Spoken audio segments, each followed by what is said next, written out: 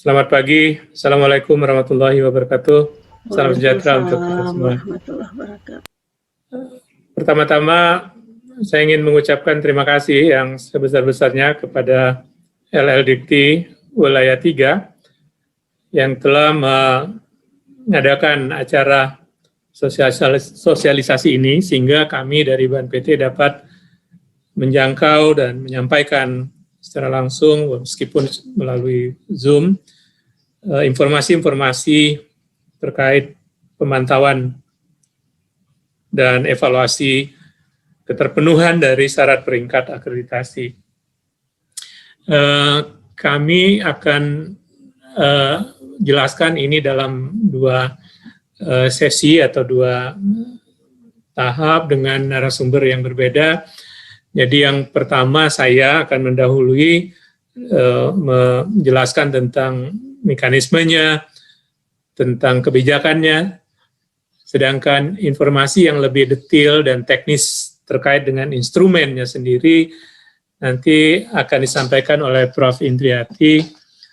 Beliau memang salah satu dari tim yang mengembangkan instrumen ini, anggota tim yang mengembangkan instrumen, jadi sangat menguasai secara detail ya teknis, termasuk juga ihwal yang melatar belakangi kenapa digunakan informasi-informasi yang sesuai dengan yang ada sekarang di instrumen. Bapak Ibu sekalian, tadi sudah disampaikan oleh Pak Tri bahwa ini amanat dari Permendikbud nomor 5 terkait tentang akreditasi yang khususnya dilakukan oleh BAN PT. Jadi akreditasi kita ini ada dua macam. Saat ini ada yang dilakukan oleh BAN PT, ada yang dilakukan oleh LAM.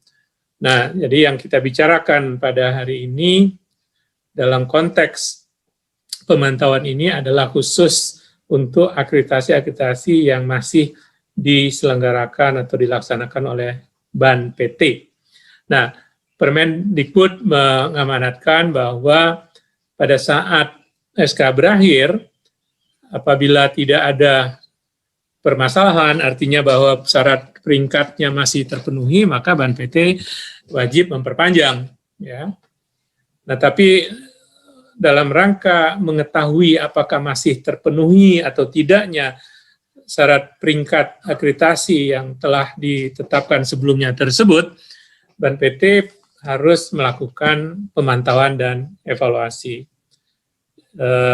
Dielaborasi lebih jauh pada Peraturan BAN PT nomor 1 tahun 2020 bahwa pemantauan tersebut harus dilakukan minimal 1 kali, ya, dan pada saatnya nanti sudah memungkinkan itu akan dilakukan 1 tahun menjelang SK berakhir. Tapi tentu saja ini akan dilakukan secara bertahap karena di suatu pihak banyak program studi yang akan segera berakhir, tapi instrumennya kemarin baru diselesaikan pada akhir 2020. Jadi nanti akan saya jelaskan memang ada masa transisi.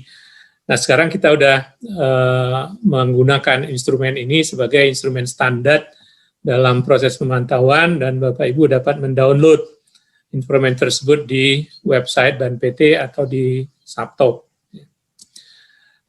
Bapak Ibu sekalian, konteks yang tadi sudah saya sebutkan, mengapa kita perlu melakukan pemantauan, memang secara sistem dan model penjaminan mutu eksternal kita itu menganut tahapan EPP, gitu ya. Jadi berbeda dengan penjaminan mutu internal yang menganut tahapan PP EPP. Untuk yang eksternal itu evaluasi terhadap data, kemudian penetapan peringkat dan status akreditasinya, yang P terakhirnya pemantauan. Jadi memang harus ada pemantauan yang harus dilakukan setelah keputusan tentang akreditasi itu ditetapkan. Ya. Nah, kami akan menggunakan hasil pemantauan ini sebagai prasyarat untuk memperpanjang keputusan yang berakhir. Apabila tentu saja pihak perguruan tinggi tidak mengajukan akreditasi ulang, ya. Jadi kalau mengajukan reakreditasi dan ini dimungkinkan menurut Permen bagi yang mau naik peringkat, maka pemantauan ini tidak kami lakukan, tapi langsung kami perpanjang sementara apabila SK-nya berakhir.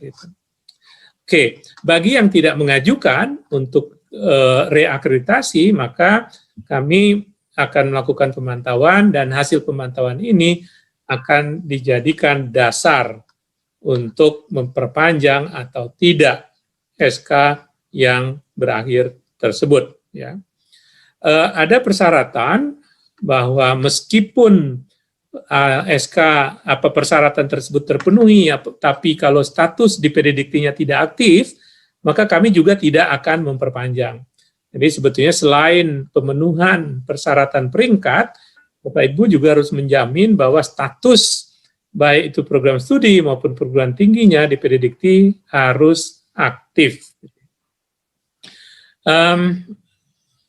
Selanjutnya tentu saja Bapak Ibu kami harapkan mengikuti perkembangan bagaimana apakah ada persoalan dengan program studi tertentu itu melalui Sabto. Jadi menjelang berakhirnya SK itu Bapak Ibu terus memantau apa yang terjadi di Sabto terkait dengan program studi tersebut. Apabila ada persoalan, kami akan membuat notifikasi, gitu ya. Dan apabila tidak, maka SK-nya akan kami langsung sediakan di Sabto. Jadi mohon dicek sekitar 1 minggu setelah SK berakhir, apakah SK perpanjangannya itu sudah ada atau belum. Kalau belum ada, maka lihat apakah ada catatan atau tidak di Sabtonya. Gitu. Kalau belum diperpanjang dan tidak ada catatan, mungkin ada persoalan di mana kami tidak menemukan datanya, jadi mohon segera menghubungi Ban PT. Bapak Ibu sekalian, mekanisme pemantauan dan evaluasi yang kami terapkan adalah dilakukan secara bertahap, ya, dan kami buat dalam 3 tahapan yang berbeda, gitu ya. Pada tahap pertama, kami hanya akan mendasarkan evaluasi dan pemantauan ini pada data PDDikti saja. Dan ini dilakukan oleh mesin, jadi tidak ada intervensi dari manusia dan tidak ada penilaian oleh asesor pada tahap 1 ini. Benar-benar semuanya dilakukan oleh mesin. Nah, pada tahap kedua, kami akan melibatkan asesor dan informasi terkait pemenuhan peringkat atau syarat peringkatnya itu ditambahkan informasi melalui 2 dokumen yang harus disubmit oleh pihak perguruan tinggi, yaitu namanya data kinerja dan laporan evaluasi kinerja. Nah, kedua berkas inilah nanti yang akan dijadikan dasar oleh asesor untuk menilai apakah persyaratan peringkat untuk akreditasi yang sebelumnya sudah diberikan itu masih terpenuhi atau tidak. Nah, pada tahap ketiga kami melakukannya dengan menggunakan observasi di lapangan, ya. Jadi ini seperti halnya asesmen lapangannya untuk proses akreditasi, tapi itu saja dengan protokol dan prosedur yang slightly different, berbeda, karena hal yang mau dicek juga berbeda. Jadi asesor yang tadinya kami tugaskan untuk melakukan asesmen pada tahap 2, dapat kami tugaskan kembali untuk memverifikasi temuan-temuannya pada tahap yang sebelumnya melalui observasi di lapangan. Tentu saja dimungkinkan juga dengan kondisi yang ada, observasi lapangan ini dilakukan secara daring.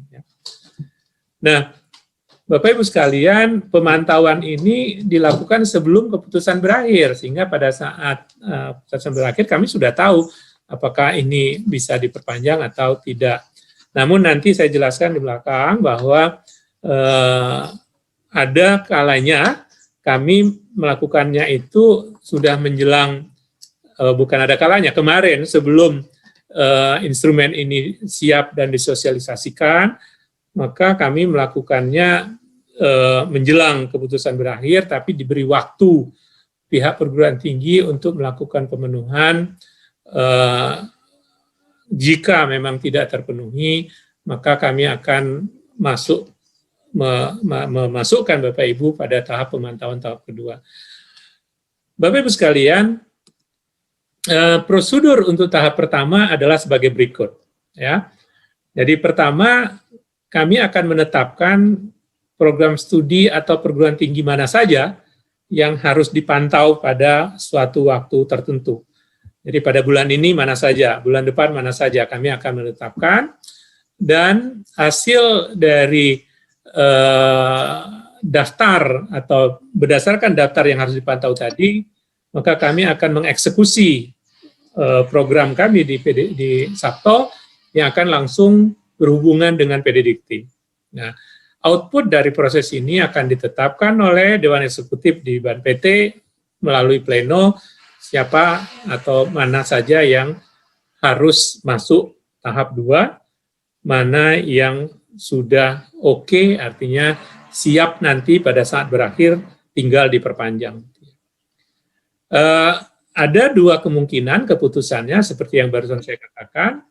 Apabila hasil pemantauan oleh mesin tadi menunjukkan tidak ada masalah, maka kami tidak akan memberitahu Bapak Ibu, artinya tidak perlu diberitahu, karena nanti pada saat berakhir itu akan kita perpanjang. Jadi kalau Bapak Ibu tidak menerima apa-apa informasi, artinya aman, nanti akan diperpanjang.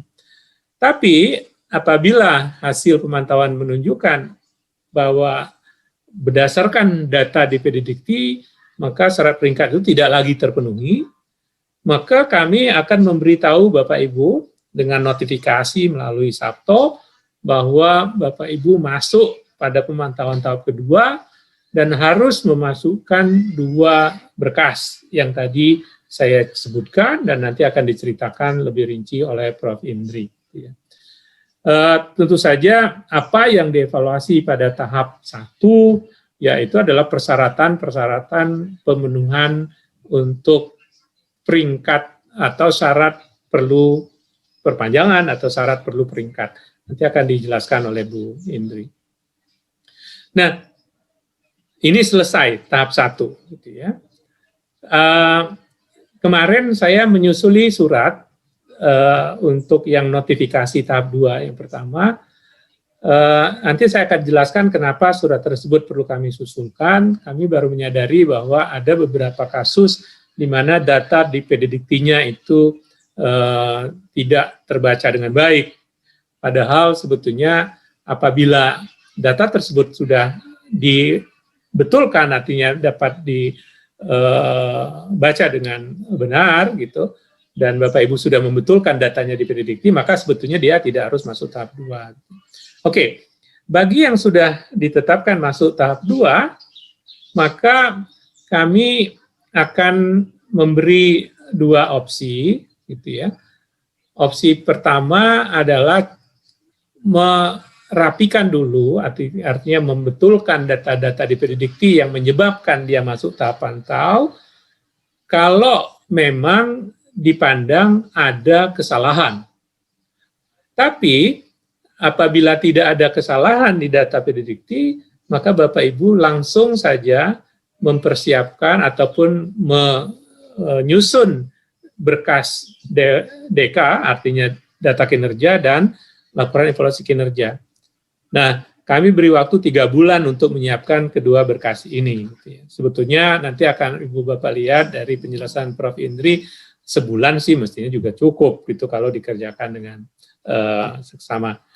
Nah, tadi ada opsi untuk membetulkan terlebih dahulu data-data yang tidak akurat di PDDikti, Tapi yang harus membetulkan Bapak Ibu, kemarin saya terima surat dari pimpinan perguruan tinggi, bersurat ke Ban PT, tolong dibetulkan data di PD Dikti dengan data sebagai berikut. Tidak, kami tidak akan membetulkan data di PD Dikti, karena yang berhak untuk mengoreksi data di PD Dikti adalah perguruan tingginya sendiri. Jadi perguruan tingginya melakukan koreksi dan memberitahukan kepada kami bahwa sudah dilakukan koreksi, sehingga kami akan melakukan pemantauan ulang untuk tahap 1. Namun ingat, bahwa apabila hasil pemantauan ulang kami ternyata masih tetap masuk tahap 2, maka batas waktu pemasukan DK dan LK-nya tidak diperpanjang. Jadi tetap menggunakan 3 bulan waktu sejak notifikasi pertama. Nah, jadi mohon berhitung gitu ya, bahwa kira-kira yakin nggak nanti kalau sudah dikoreksi itu akan terpenuhi seluruh persyaratan sehingga dia tidak masuk ke tahap 2. Nah, tadi saya sudah katakan bahwa pada tahap 2 ini kami melibatkan asesor. Asesor kami tugaskan dan menilai, hasil penilaian asesor itu akan direkomendasikan ke Dewan Eksekutif untuk keputusannya, di mana keputusannya ada 2 kemungkinan. Yang pertama adalah, oke, ternyata hasil telaah terhadap data kinerja dan laporan evaluasi kinerja yang Bapak Ibu submit menunjukkan bahwa sebetulnya masih terpenuhi syarat peringkat akreditasi yang sebelumnya. Maka proses stop, proses pemantauan selesai, nanti pada saat berakhir akan diperpanjang. Tapi apabila dari hasil penilaian tadi ternyata memang belum terpenuhi, artinya masih terlihat bahwa tidak terpenuhi lagi persyaratan akreditasi, peringkat akreditasinya, maka kami akan menyatakan ataupun memutuskan bahwa harus masuk ke tahap ketiga. Dan ini artinya site visit. Nah, saat ini belum sampai ada yang tahap ketiga gitu ya. Cuman mungkin minggu depan sudah ada. Kemarin kita sudah lihat ada yang sudah kita diselesaikan proses tahap 2-nya dan ternyata harus masuk ke tahap 3. Oke. Jadi Bapak Ibu pasti akan diberitahu kalau ada kekurangan dan menyebabkan masuk ke tahap 3, pemantauan tahap 3.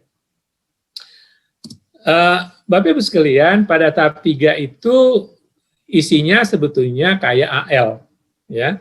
Jadi seperti AL, tapi asesor akan membawa form penilaian yang berbeda dengan AL. Jadi dia hanya akan memverifikasi seperti halnya sudah dituangkan dalam instrumen EPEPA apa saja yang harus di-verify atau verifikasi pada saat pemantauan tahap ketiga ini. Tinggal nanti pihak perguruan tinggi menyediakan bukti-bukti ataupun data-data yang diminta oleh asesor, dan asesor nanti akan melakukan penilaian seutuhnya dari seluruh butir yang memang dijadikan sebagai butir penilaian untuk tahap kedua dan tahap ketiga. Tahap kedua, tahap ketiga itu butir-butirnya persis sama yang dinilai gitu ya. Cuman yang satu tadi hanya berdasarkan dokumen, di tahap ketiga itu diverifikasi melalui fakta lapangan. Nah, di tahap ketiga ini ada 2 kemungkinan outputnya. Yang pertama adalah setelah diverifikasi di lapangan, ternyata masih terpenuhi, maka SK akan kita perpanjang pada saat berakhir. Jadi peringkatnya tidak berubah dari yang sebelumnya. Tapi kalau memang tidak terpenuhi, maka kami menemukan atau dapat menetapkan peringkat baru, karena hasil asesmen tahap ketiga ini akan memberikan status dan peringkat yang baru. Nah, pada status dan peringkat yang baru inilah SK akan kami tetapkan. Dan harus Bapak Ibu ketahui bahwa hasilnya itu tidak mungkin naik. Kalau dia naik, nggak mungkin lolos sampai tahap 3. Ya, artinya nggak mungkin dia harus lanjut tahap 3. Jadi pasti karena kurang gitu. Jadi dari 1 ke 2 itu karena kurang, dari 2 ke 3 karena kurang. Jadi pada saat tahap ketiga ini hanya kemungkinannya kalau berubah itu adalah ke bawah, turun. Jadi nggak mungkin berubahnya ke atas, gitu ya. Dan kami tetapkan peringkat baru sejak hasil penetapan terhadap hasil evaluasi tahap ketiga. Begitu Bapak Ibu sekalian untuk tahap ketiga. Nah, instrumen yang sudah kami sediakan ada 7 varian untuk yang APT dan 7 varian untuk APS. Jadi mohon Bapak Ibu mempelajarinya sesuai dengan kebutuhan Bapak Ibu. Nggak usah dipelajari semua. Misalnya untuk APT-nya, ya Bapak Ibu masuk ke PTS, ya ambil saja yang PTS. PTS-nya mana? Apa PTS akademik atau PTS vokasi gitu. Jadi silakan ambil instrumen yang sesuai. Demikian halnya untuk yang APS dibagi berdasarkan jenjang ataupun program. Program diploma ada sendiri, program sarjana yang juga sama dengan artinya di samping sarjana ada juga kita sediakan sarjana terapan, ada magister, magister terapan, doktor, dan doktor terapan. Kami memang tidak atau belum memiliki secara spesifik untuk D1 dan D2. Jadi saat ini mungkin nanti Bu Indri bisa menjelaskan juga akan ada exception apa untuk yang D1 atau D2 apabila menggunakan instrumen EPPA D3. Kami akui memang saat ini belum komplit, ya. Masih ada yang belum tersedia itu adalah untuk yang PJJ atau program studi yang diselenggarakan secara jarak jauh, ya, atau distant learning. Atau juga yang belum tersedia adalah untuk program studi profesi seperti akuntan, insinyur, arsitek, dan sebagainya gitu. Belum ada instrumennya. Untuk sementara kami akan melakukan pemantauan secara ad hoc untuk program-program tersebut. Jadi belum menggunakan EPPA. Gitu. Mengingat pentingnya proses pemantauan ini dilakukan oleh pihak perguruan tinggi sebelum BAN PT melakukannya, agar Bapak Ibu punya confident dan juga dapat melakukan perbaikan sebelum BAN PT melakukan pemantauan, maka sebaiknya SPMI ikut melakukan pemantauan ini secara internal, gitu ya. Jadi dengan adanya pemantauan internal oleh SPMI, maka pimpinan perguruan tinggi menjadi lebih confident. Oke, saya tenang karena hasil pemantauan internal kita menunjukkan nggak ada masalah kok, gitu. Pasti hasilnya akan sama, BAN PT juga tidak akan masalah sepanjang SPMI-nya menggunakan instrumen yang sama. Jadi kalau SPMI-nya menggunakan instrumen yang lain lagi, ya belum tentu dari SPMI-nya lolos, ternyata dari BAN PT tidak, gitu. Jadi saran kami adalah khusus dalam melakukan pemantauan ini. Jadi ingat juga kemarin saya diprotes bahwa seolah-olah SPMI itu hanya ngurusin pemantauan. Saya bilang tidak, SPMI itu banyak tugasnya, tapi dalam konteks pemantauan mohon menggunakan instrumen pemantauannya BAN PT yang disebut EPPA ini. Demikian, Bapak Ibu sekalian, bahwa itu terkait dengan peran SPMI. Nah, tadi saya ceritakan bahwa memang kami dalam melakukan pemantauan ini belum fully menggunakan EPPA. Pemantauan sudah harus kami lakukan sejak bulan Maret 2020 kan, karena Permendikbudnya kan keluar di bulan Februari 2020. Jadi kami perlu menata sebentar, waktu itu dalam bulan Maret kami sudah harus melakukan perpanjangan yang berakhir, karena itu kami melakukan pemantauan secara ad hoc. Nah, ini terus kami lakukan sampai dengan instrumennya selesai. Nah, pada saat instrumen selesai pun masih perlu ada masa transisi. Jadi saya penggal dalam 4 tahapan ini. Sebelum Maret kemarin benar-benar kita melakukannya secara ad hoc tanpa instrumen, gitu ya. Nah, kemudian yang Maret Agustus itu sudah pakai instrumen EPPA, tapi masih pendek waktunya, dalam waktu 4 bulan sebelum berakhir kami lakukan. Nah, Nantinya itu kami akan lakukan 6 bulan sampai dengan Desember. Sebagian sudah kita lakukan, sebetulnya sekarang sudah kita pantau untuk yang berakhir bulan November, bulan Oktober itu sudah ada yang kita notifikasi. Harapannya atau idealnya sesuai dengan perban, memang harusnya setahun sebelumnya, tapi ini direncanakan mulai 2022 bahwa pemantauan itu dilakukan 1 tahun sebelumnya. Apa manfaatnya? Kalau dipantau jauh-jauh hari, gitu ya, maka keputusan untuk melakukan perubahan peringkat jika perlu itu akan dilakukan sebelum SK berakhir. Jadi tidak terkatung-katung atau tertunda. Kalau kemarin itu kan masih ada SK yang ditunda perpanjangannya, sehingga Bapak Ibu harus menunggu sampai dengan tahap 2 masuk, baru SK-nya diperpanjang, itu pun masih sementara. Kalau hasil sementaranya itu hasil pemantauan menunjukkan oke, baru yang sementara tadi menjadi definitif. Kebijakan lain terkait dengan pemantauan, untuk tadi saya di depan sudah mengatakan, untuk PT yang sedang mengajukan reakreditasi, maka kami tidak melakukan pemantauan. Ya. Karena akan diakses kok, akan dilakukan assessment menggunakan instrumen reakreditasi gitu ya. Nah, bagaimana kalau SK berakhir sebelum proses reakreditasi selesai? Jangan khawatir, kami akan perpanjang tanpa melakukan pemantauan, pasti akan diperpanjang ya. Kemudian ada juga pertanyaan terkait dengan ISK, boleh nggak mengajukan ISK di mana pemantauan sedang dalam proses. Nah, apabila SK-nya belum berakhir, maka ISK silakan saja dilakukan. Tapi kalau masih dalam status tunda SK, mohon tidak mengajukan ISK atau konversi peringkat. Kemudian siapa yang boleh memasukkan data kinerja dan laporan evaluasi kinerja? Itu hanya yang diminta oleh Ban PT karena masuk pemantauan tahap 2. Ya, kalau tidak diminta tidak bisa. Jadi beda dengan reakreditasi itu terbuka, siapapun boleh mengajukan reakreditasi. Tapi kalau untuk memasukkan DK dan LK, tidak dibuka untuk semua.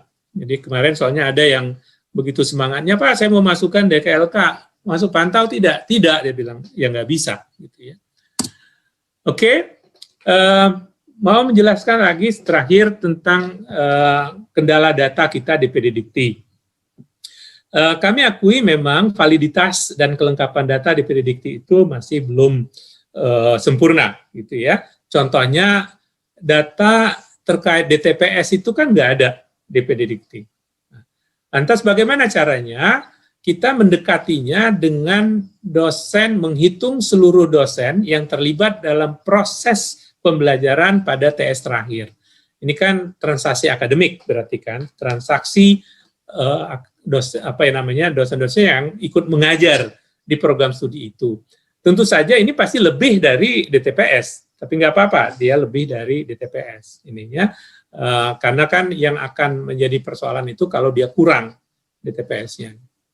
Nah, mengingat ke kondisi ini juga, kami kemarin sudah mengirim surat tanggal 25 bahwa PT diberi kesempatan untuk memperbaiki data DPD Dikti. Tapi jika memang ada kesalahan, gitu ya, data di PD Dikti. Dan ini juga diberi waktu, batas waktu paling lama 3 bulan setelah notifikasi. Kalau dalam waktu itu tidak, maka harus sudah memasukkan DK dan LEK. Ya. Mohon dihitung dan dicek betul, apakah setelah koreksi itu tetap akan masuk pemantauan tahap 2 atau tidak. Gitu. Kalau masih juga tetap, saya sarankan mendingan segera saja menyusun DK dan LK, karena waktunya juga nggak panjang, 3 bulan, dan sampaikan segera ke Ban PT. Demikian, Bapak Ibu sekalian, informasi terkait dengan kebijakan dan mekanisme pemantauan.